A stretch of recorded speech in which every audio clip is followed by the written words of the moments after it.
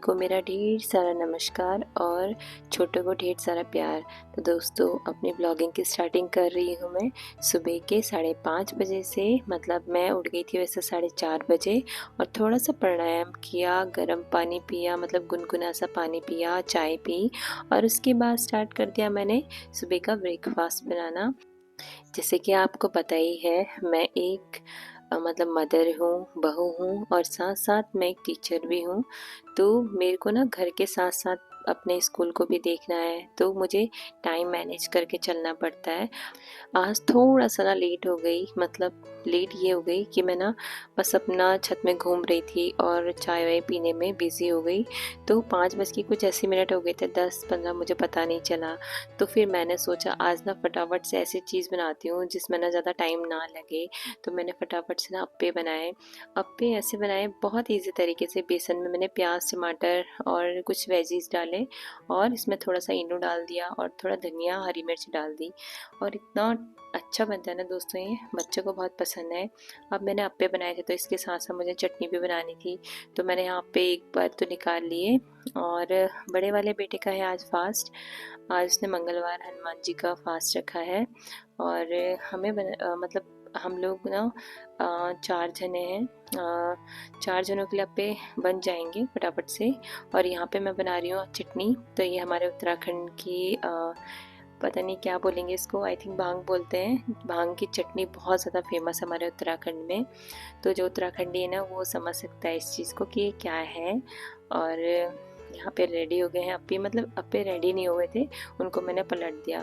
तो मैं बाहर से ना पुदीना लेके आई थी और ना बरसात का सीज़न है, तो मुझे ऐसा लग रहा था कि मेरे हाथ में ना शायद से ना कीड़े ने काट दिया, तो खुजली हो रही थी बहुत ज़्यादा। तो ये भांग ना भून चुके हैं, मतलब इसको भूनना था।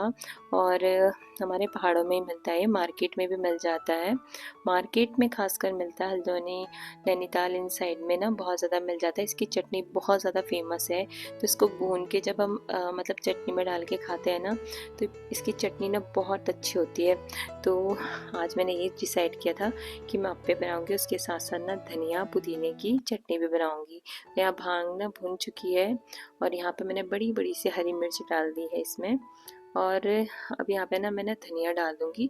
धनिया ना मेरे हस्बैंड बहुत सारा लेके आए थे और ये ना पन्नी में रखे रखे ख़राब हो गया था, तो मैंने सोचा सारा धनिया ना इसी में डाल देती हूँ। और मैं बाहर से पुदीना भी लेके आई थी।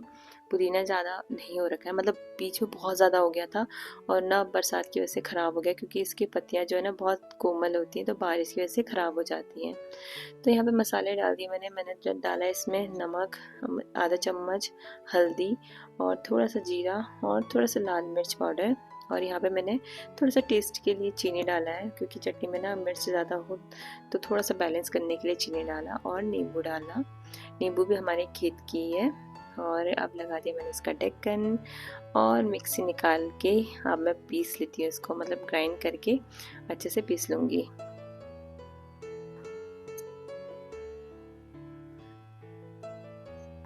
तो यहाँ पे ना मैंने बटन ऑन करके इसको पीसने के लिए रख लिया है।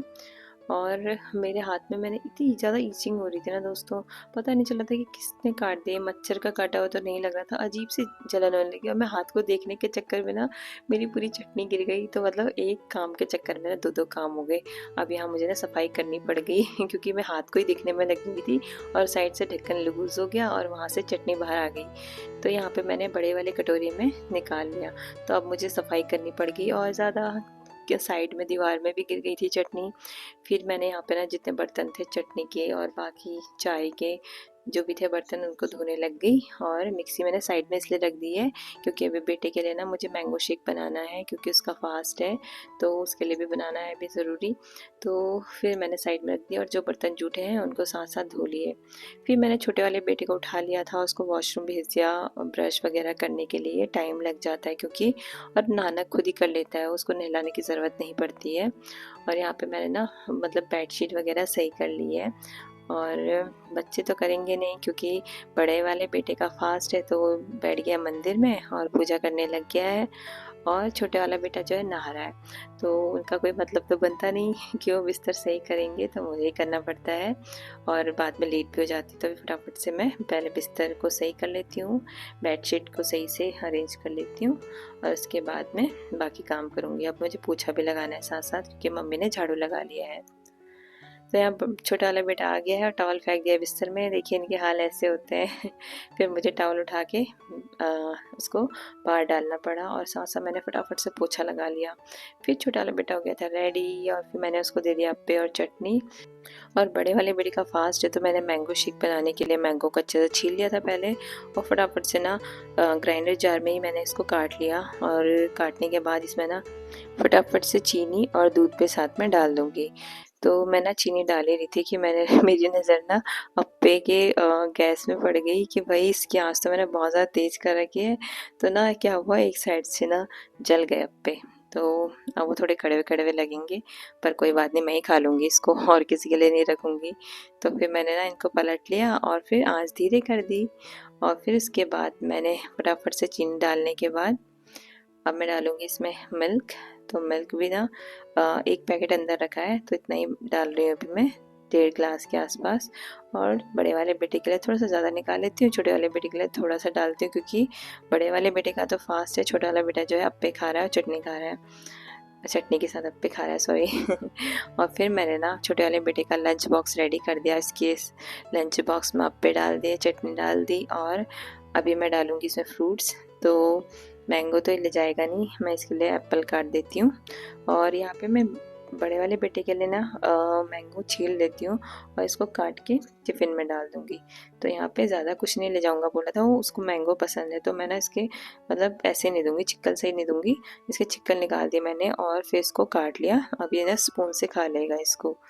और छोटे वाले बेटे के लिए मैंने एप्पल काट लिया लंच बॉक्स के लिए, क्योंकि फ्रूट्स तो वैसे खाते नहीं है ना बच्चे, तो स्कूल में खा ही लेते हैं।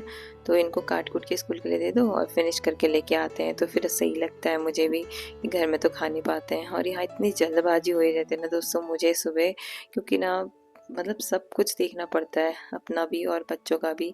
अभी ये लंच बॉक्स से बंद नहीं होता ना इस टाइम पे, वाई गॉड इतना गुस्सा आता है क्या बताऊँ। फिर इसके बाद फटाफट से मैंने क्या किया, चिकन वगैरह साफ़ कर लिए और उसके बाद ना कपड़े से मैंने यहाँ स्लीव को साफ़ कर लिया पूरा अच्छे से। और अप्पे भी रेडी हो गए, आधे जल गए आधे सही हैं, तो इनको मैंने एक साथ खाली कर दिया। भाई इतना टाइम नहीं होता है सुबह सुबह, फटाफट से जो हो गया हो गया। अब ना यहाँ पे क्या करेंगे, फटाफट से मैं बर्तन धोऊंगी।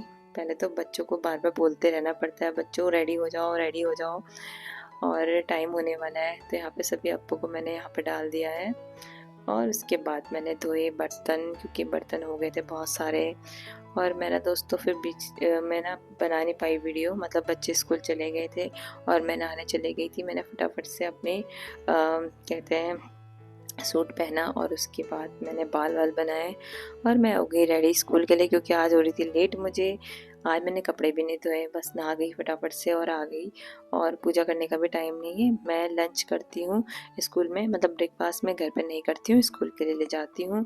और अभी मैं जा रही हूँ स्कूल को। भाई टीका भी मैंने ऐसे ही लगा लिया उल्टा पुल्टा बिना शीशे में देखे। और मेरे साथ इतना ऐसा क्यों होता है दोस्तों, जब भी मेरे को लेट हो रही होती है ना, मेरी स्कूटी मेरे को हमेशा धोखा दे देती है। तो आज ना मेरी स्कूटी ने मुझे धोखा दे दिया और मैं किक मारती रही और मेरे पैरों में इतना दर्द हो गया किक मारते मारते। तो फिर ना मैं हार मान के मैंने सोचा मैं पैदल ही जाती हूँ, भले ही मुझे डांट पड़ जाए, पर मैं अब स्कूटी के पीछे नहीं लगूंगी। फिर मैं आ गई सीधे सीधे पैदल पैदल, मतलब काफ़ी देर तक हमारी गली से मुझे बाहर रोड तक पैदल आना पड़ता है। और उसके बाद ना मैं रोड में पहुंची और रोड में ना ऑटो का वेट करती रही। ऑटो वाले आ तो रहे पर फुल आ रहे थे, और फुल वाले भैया तो कभी रोकेंगे नहीं मुझे देख के। और फिर ना क्या हुआ, काफ़ी देर तक मतलब 5-10 मिनट जैसे टाइम बीतते जा रहा था ना, मेरा हो रहा था दिमाग ख़राब, क्योंकि मैं कुछ और सोच के चलती हूँ, होता कुछ और है। और यहाँ मेरा ना बहुत सर दर्द होने लग गया था, क्योंकि ऑटो तो आ नहीं रहा था और मुझे तो गुस्सा आ रहा था ना, मैं इधर उधर ही देखने में लगी हुई थी कि कब ऑटो आएगा कब ऑटो आएगा। ये हालत ना एक टीचर ही समझ सकता है जब उसको लेट हो रही होती है ना, क्योंकि स्कूल में भी डांट खानी होती है। अब ना मैं बहुत ज़्यादा परेशान हो गई थी, ऑटो मिल ही नहीं रहा था। और फिर ना काफ़ी देर बाद एक ऑटो रुक ही गया, पर इसमें भी ना मतलब जगह कम ही थी।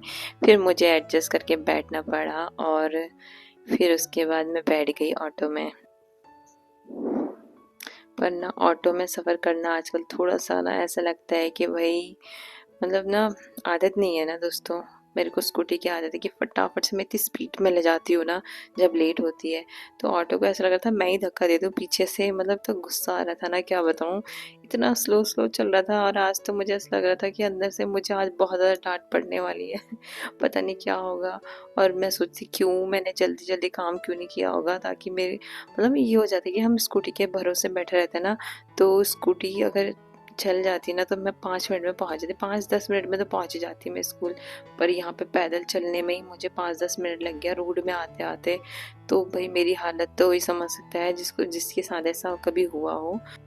और ना इतना स्लो ऑटो चल रहा था कि ऐसा लग रहा था मुझे, क्या बताऊँ दोस्तों, आप समझ सकते हो इस ऑटो को देख के। फिर उसके बाद ना क्या हुआ, थोड़ी देर में मैं पहुँच गई थी स्कूल के पास में। और यहाँ से भी ना काफ़ी दूर जाना है भी पैदल-पैदल, और कोई नहीं दिख रहा था तो मेरी हालत और ज़्यादा ख़राब हो गई थी। नहीं तो बच्चे दिखे जाते हैं।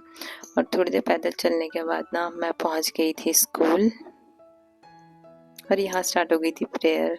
और मैं फिर आ गई वापस घर को छुट्टी में 1:15 में। और घर आके ऐसी हालत हो जाती है ना दोस्तों, बता नहीं सकती। फिर मैंने ना मुँह वॉश किया और सीधे पानी से ही करती हूँ मैं, ज़्यादा कुछ यूज़ नहीं करती हूँ। तो दोस्तों आज का रूटीन यहीं पे समाप्त करते हैं, मिलते हैं आपको नेक्स्ट ब्लॉग में। तब तक खुश रहिए, मस्त रहिए, मुस्कुराते रहिए, बाय।